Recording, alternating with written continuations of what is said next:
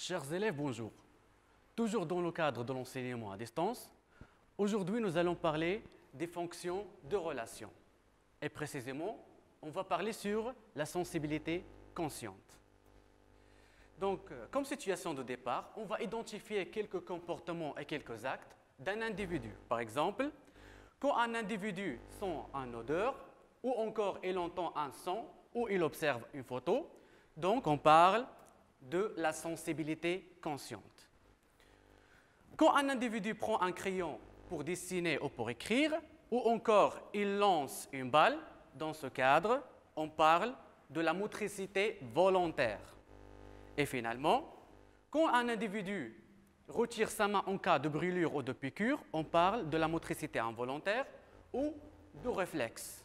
Donc, toutes ces activités, on parle des fonctions de relation. Donc, voici quelques questions sur lesquelles on va répondre durant ce cours ou encore durant cette séance. Quelles sont les structures qui interviennent dans la sensibilité consciente, les mouvements volontaires et les mouvements involontaires ou encore l'arc réflexe, ainsi que leur rôle?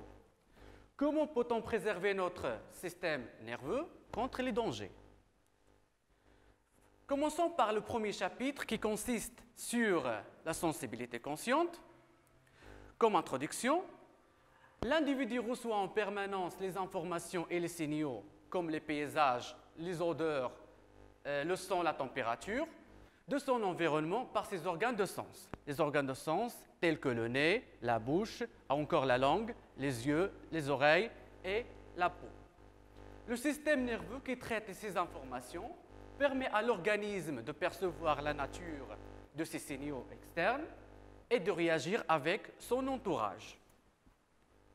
Maintenant, on va identifier, on va relever les organes qui interviennent dans cette sensibilité consciente, ainsi que leur rôle, évidemment.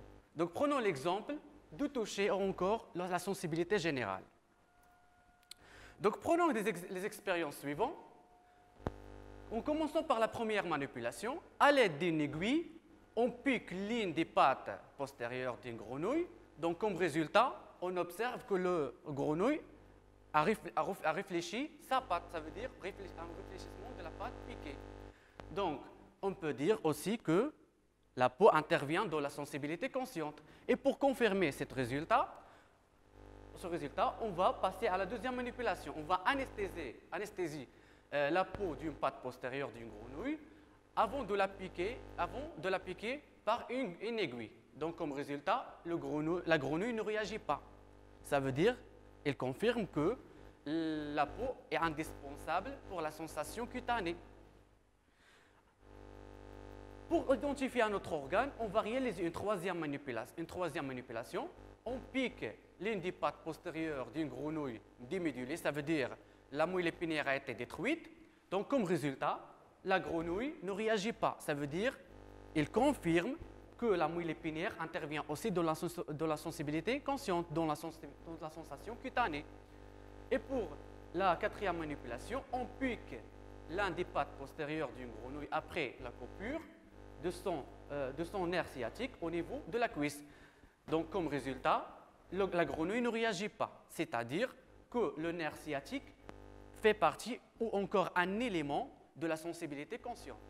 Et finalement, l'endommagement accidentel de certaines parties du cerveau conduit à une perte de sensation cutanée. Ça veut dire que le cerveau fait partie des éléments qui interviennent dans la sensibilité consciente. Maintenant, on va relever les différents organes qui interviennent dans la sensibilité générale. Donc, la sensibilité générale ou le toucher nécessite l'intervention des structures suivantes: la peau, les fibres nerveuses ou encore les nerfs, la moelle épinière, le cerveau. Donc maintenant, on va identifier les rôles de chacun de ces organes. Commençons par la peau. Donc voici une structure ou encore l'anatomie de la peau. Donc généralement, la peau est formée de deux parties: l'épiderme qui est la partie superficielle et la partie profonde, c'est le derme. Au niveau du derme, on va trouver plusieurs terminaisons nerveuses ainsi à des récepteurs nerveux. des récepteurs comme par exemple les corpuscules de Meissner, les corpuscules de Pacini, les corpuscules de Ruffini. On va savoir les rôles de ce corpuscule. Donc la peau est un organe de sens. Elle est à l'origine de plusieurs types de sensations grâce à ces multiples terminaisons nerveuses, dites corpuscules. Donc on va identifier maintenant quelques exemples des corpuscules. Donc par exemple, la sensibilité tactile, le toucher ou encore la pression. Donc dans ce cadre, on parle de la sensibilité tactile. Quand on parle de chaud ou encore froid, on parle de la sensibilité thermique. Et finalement, quand on sent la douleur, on parle de la sensibilité douloureuse. Donc la peau contient des récepteurs sensoriels sur lesquels on a parlé, situés aux extrémités des fibres nerveuses, parmi lesquelles on distingue les corpuscules tactiles. Par exemple, les corpuscules de Meissner qui répondent aux faibles pressions, les corpuscules de Pacini qui répondent aux fortes pressions, et il existe encore des autres corpuscules, par exemple de Ruffini qui est responsable de l'étirement de la peau. Et finalement, la stimulation des récepteurs sensoriels de la peau conduit à la naissance d'un influx nerveux sensitif. Ici, on parle de l'influx nerveux sensitif, ça veut dire des organes vers le centre nerveux. Maintenant, passons au rôle de cerveau. Pour identifier le rôle de cerveau, si il intervient ou pas dans la sensibilité consciente, on va utiliser les techniques d'imagerie cérébrale, TEP. Donc, les techniques d'imagerie cérébrale révèlent des ondes du cortex cérébral activées par des stimulus externes. Voici quelques images qui montrent cette technique. Passons maintenant à l'identification de la zone responsable de la sensibilité consciente. Donc, l'imagerie cérébrale a permis d'identifier une zone active dans le cortex cérébral lorsque la personne touche des objets. Donc, il s'agit de l'aire somatosensorielle, qui est marquée en bleu ici. Donc, ou encore de la sensibilité générale, qui reçoit les différents messages sensoriels provenant de la peau. Donc, la localisation de l'aire somatosensorielle, généralement, elle est située au niveau d'un lobe. On va identifier les différents lobes dans les prochains diapos. Donc, généralement, l'aire somatosensorielle est située en avant, en arrière de le sillon de Rolando. Donc, l'aire somatosensorielle joue le rôle d'un centre nerveux sensitif. Il reçoit et traite l'influx nerveux provenant des récepteurs de la peau, ce qui conduit à la sensation et la perception de la nature des stimulus. Donc, généralement, il existe plusieurs aires au niveau du cerveau. Par exemple, l'aire somatosensorielle, l'aire gustative, l'aire auditive, l'aire visuelle. Chaque aire est liée par un organe de sens. On va voir tout ça après. Donc, pour l'aire somatosensorielle, donc il est marqué en bleu et en vert, donc on parle de l'aire somatosensorielle primaire ou secondaire, ou on dit l'aire zomesthétique. L'aire visuelle, ici il existe une aire primaire et une aire secondaire, aussi pour l'aire auditive et l'aire olfactive. Généralement, le cerveau il est formé de deux parties, de deux hémisphères, hémisphère droite et hémisphère gauche. Donc chaque hémisphère est formé de 4 lobes. Lobe frontal, lobe pariétal, lobe occipital et lobe temporal. Donc chaque aire est située au niveau d'un lobe. Donc, comme rappel, le cerveau, ou généralement l'encéphale, est composé de 3 parties. Le cerveau, le cervelet et le bulbe rachidien. Une coupe longitudinale, il montre ces 3 structures. Et pour une autre coupe transversale, on parle de substance grise qui est située au niveau de la périphérie et une substance blanche qui se trouve au niveau du centre. Pour l'hémisphère, donc on a 2 hémisphères. Chaque hémisphère contient 4 lobes. Lobe frontal situé en avant, lobe pariétal situé en haut, lobe temporal en bas et lobe occipital situé en arrière. Maintenant, passons à la moelle épinière et les fibres nerveuses. On va identifier les rôles de la moelle épinière ainsi des nerfs. Donc, les fibres nerveuses et la moelle épinière, lie les récepteurs de la peau avec l'air sensitif, situé au niveau du cerveau.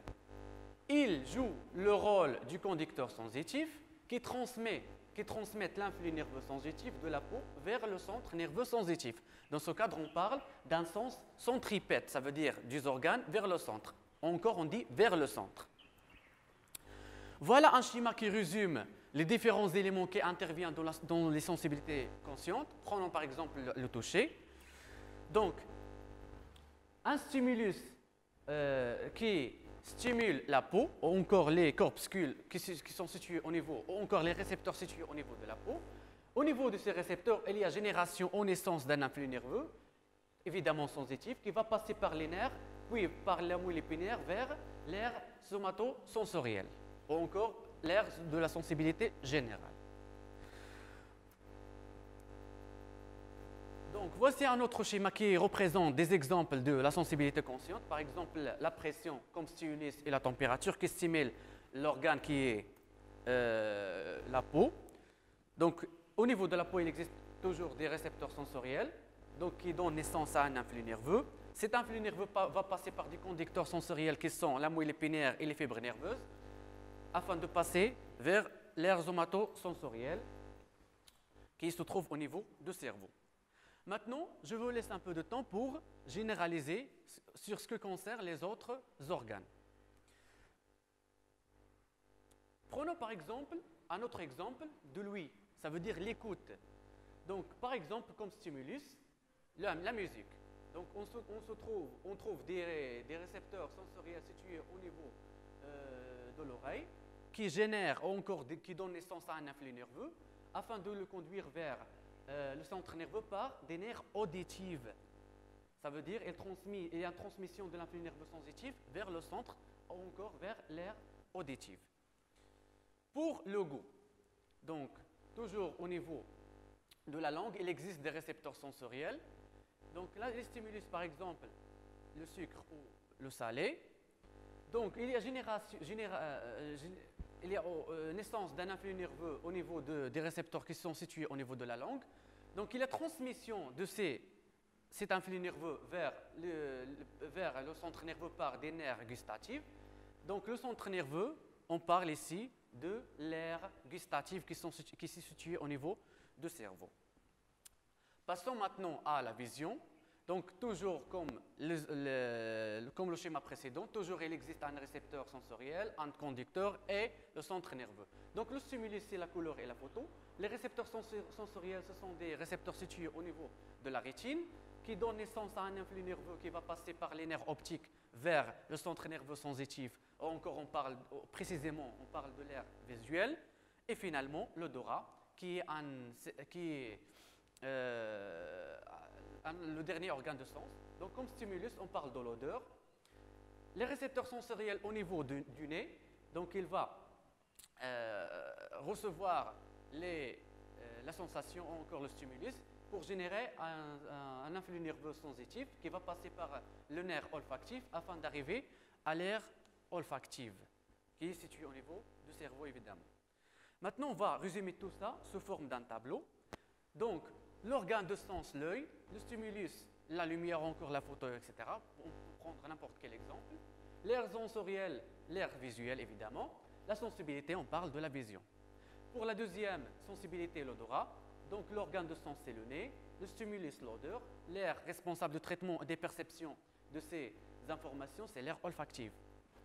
L'ouïe, l'organe, c'est l'oreille.